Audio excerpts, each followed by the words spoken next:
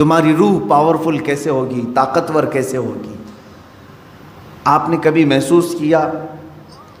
اب میں آپ سے ایک بات یہ پوچھتا ہوں، ایک بھاری بھرکم، ظاہر سی بات یہ ڈیسک ابھی 2-3 لوگ مل کر کے اٹھاتے ہیں، ایک آدمی کو اٹھانا ہو تو وہ طاقتور ہونا چاہیے، طاقتور آدمی یہ اٹھائے گا۔ ایک یہ چھوٹا سا ڈیسک ہے، میں اس سے بڑی چیز کی بات کروں، ایک ایسا تخت ہے کہ 80 گز لمبا ہے، 40 گز چوڑا ہے، اتنا ہی موٹا ہے، اور اس پہ سونے چاندی جواہرات جڑے ہوئے ہیں، اور اس تخت کو اس زمانے کے 80 لوگ مل کر کے نہیں اٹھا سکتے تھے۔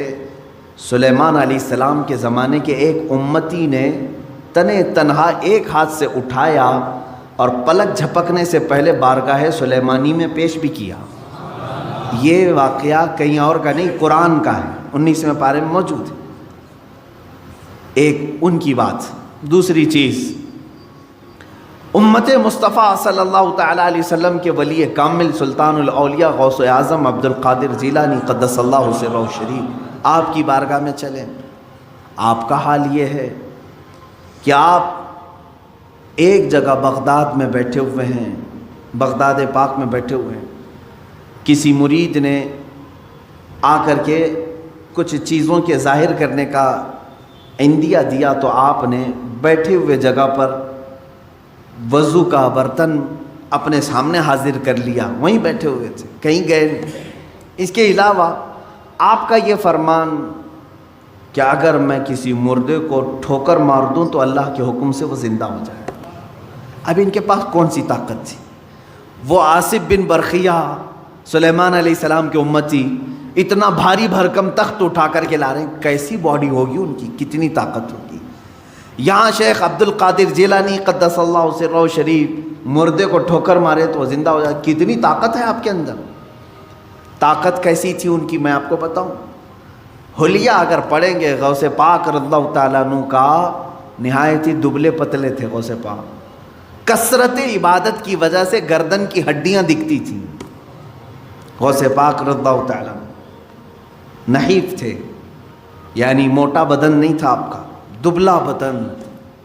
سرکار غوث پاک رضی اللہ تعالیٰ عنہ کبھی کبھار تو ایسا ہوتا کہ کثرت بھوک کی وجہ سے غش کھا کر گر جاتے تھے۔ یہ جسمانی طاقت کی بات کر رہا ہوں۔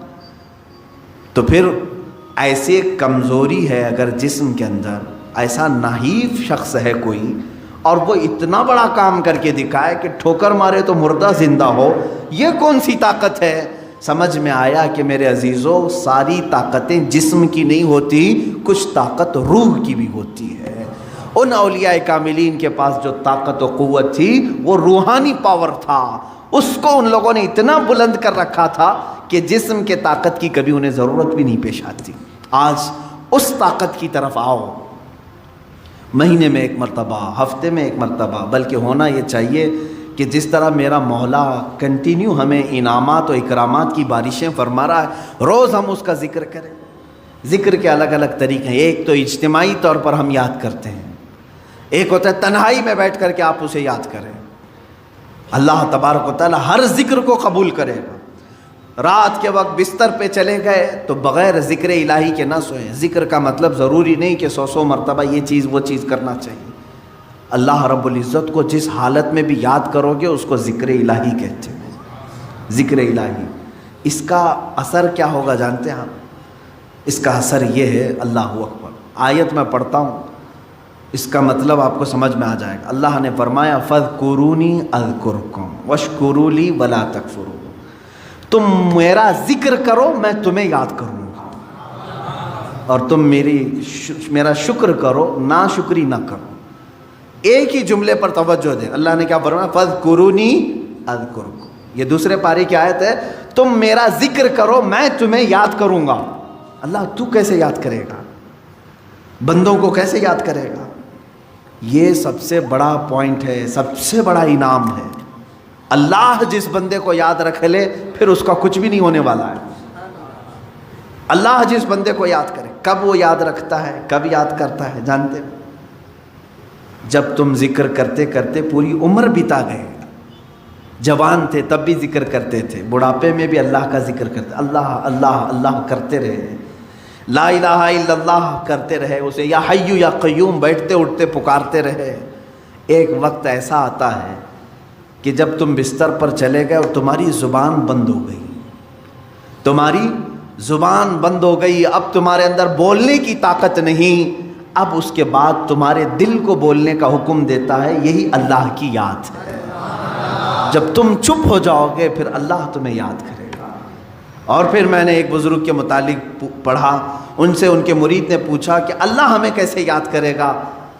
انہوں نے کہا تو یہاں یاد کر، جب تجھے قبر میں رکھ کر کے سارے چھوڑ جائیں گے وہ تنہا تجھے یاد رکھے گا، جہاں تجھے ضرورت ہے وہ وہاں یاد کرے گا۔ تو یہاں آج یاد کر لے اسے، آج اس کا ذکر کر لے، وہ تجھے تنہا کبھی نہیں چھوڑے گا۔ میرے عزیزو، ذکر کی ان مجالس سے ہم کتنے دور ہو چکے ہیں، اولیاء اکرام کی جو روایات تھیں ان سے ہم کتنے دور آ گئے۔ آج ہمارے دل بیمار ہیں، روح بیمار ہیں، اس کا کبھی علاج کرانے کے لیے ہم کوشش بھی نہیں کرتے۔ میں چاہتا ہوں کہ آج ان اذکار کی طرف ہم جائیں جو اولیاء اکرام سے منقول ہیں، بزرگان دین نے یہ اذکار کیے ہیں، جس کے بعد انہوں نے اپنے مریدین کو خاطر خواہ نتائج بھی عطا کیے ہیں۔ مثال کے طور پر سب سے پہلے ہم ادب سے کھڑے ہوتے ہیں، کھڑے ہونے کے بعد میں آج طریقہ آپ کے سامنے پیش کر رہا ہوں، دائرے میں حلقے میں کھڑے ہوتے ہیں، ایک کا دوسرے سے ہاتھ ملا ہوا ہو۔ اس کی وجہ کیا ہے؟ اس کی وجہ یہ ہے کہ ہو سکتا ہے کہ میں نکما ہوں، میں کمینہ ہوں، میں بد اخلاق ہوں، لیکن مجلس میں اللہ کو کسی نہ کسی کا ذکر پسند آتا ہے۔ 40 مومنین اگر جمع ہوں تو وہاں اللہ کا ایک مقبول بندہ ہوتا ہے، ایک مقبول ضرور ہوگا۔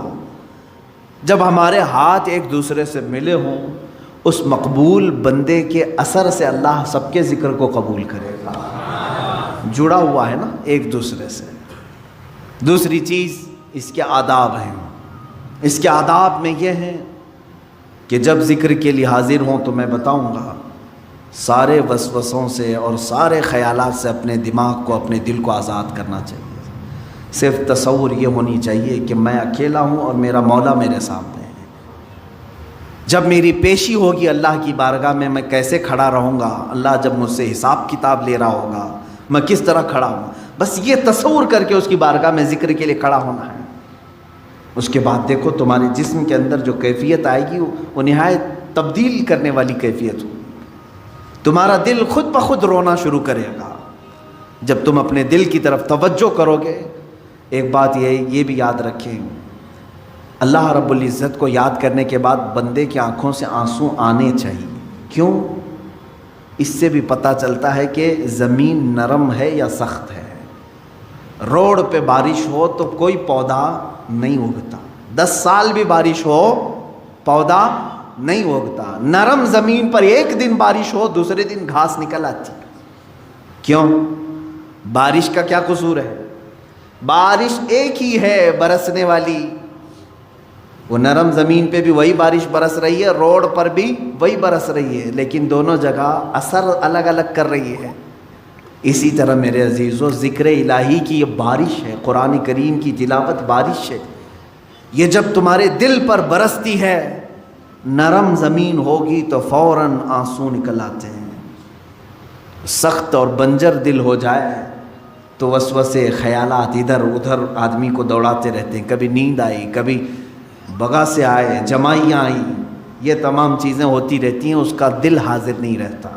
اسے چاہیے کہ کنٹینیو پھر اپنے دل کا علاج کرے، زیادہ سے زیادہ ذکر کی مجلس میں شرکت کی کوشش کرے اور خود اپنے طور پر ذکر کو بجا لاتا رہے۔ یہ میں آداب آپ کو بتا رہا ہوں۔ اس کے علاوہ میں کھڑے ہونے کے بعد انشاءاللہ آپ کو عرض کروں گا، اولیاء کاملین میں سے سلطان مخدوم اشرف سمنانی رحمۃ اللہ تعالیٰ علیہ کے اذکار ہیں۔ حضرت سلطان باہو رحمۃ اللہ تعالیٰ جو ہر لفظ پر ہو کہتے تھے، ان کے نعتیہ کلام ہے، ان کے حمد کے پوری کتاب ہے، ایک شعر بھی ایسا نہیں ہے جس میں آخر کا حرف ہو نہ ہو۔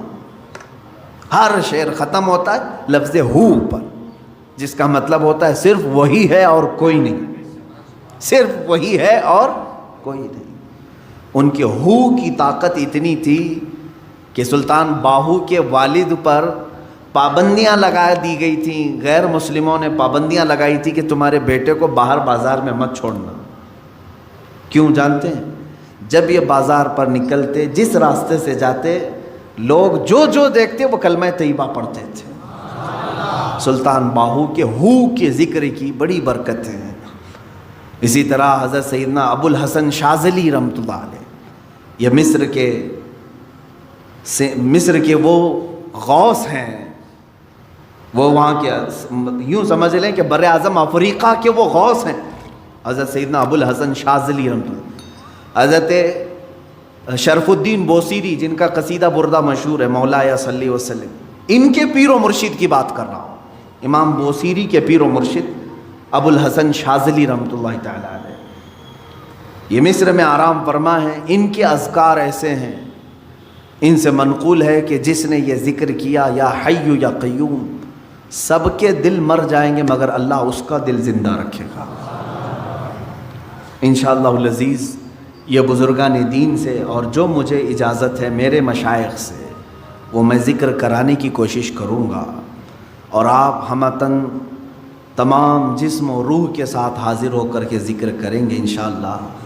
اور میں امید کرتا ہوں کہ جگہ جگہ بیانات سے زیادہ، جلسوں سے زیادہ ذکر کی مجلسیں سجانے کی کوشش کریں۔ کیوں جانتے ہیں؟ اس میں روح کی غذا ہے۔ بیان ضرور سنیں آپ، جلسہ ضرور کریں، میں اس کا مخالف نہیں، لیکن اس کے بعد ہمیں ذکر کی یہ غذا بھی دینی چاہیے۔ یوں ہی ہوتا ہے، اگر سمجھ لیں کہ میں کنٹینیو آپ کو مہینے بھر بیان کیا اور کبھی ذکر کی مجلس کی طرف نہیں لایا، تو ایسے ہی ہے کہ میں اپنے گھر پہ بلا کر کے آپ کو پاؤ اور روٹی کھلاتا رہا، کبھی سالن دیا ہی نہیں، جاؤ اسی پر گزارا کر۔ اسی طرح سے میرے عزیزو، ذکر کی مجلس یہ مغز ہے روح کی، اور مغز کو چھوڑ کر کے پھر ہمارے دل میں تقویت نہیں آئے گی۔ اللہ تبارک و تعالی ہم سب کے دلوں کو نرم فرمائے۔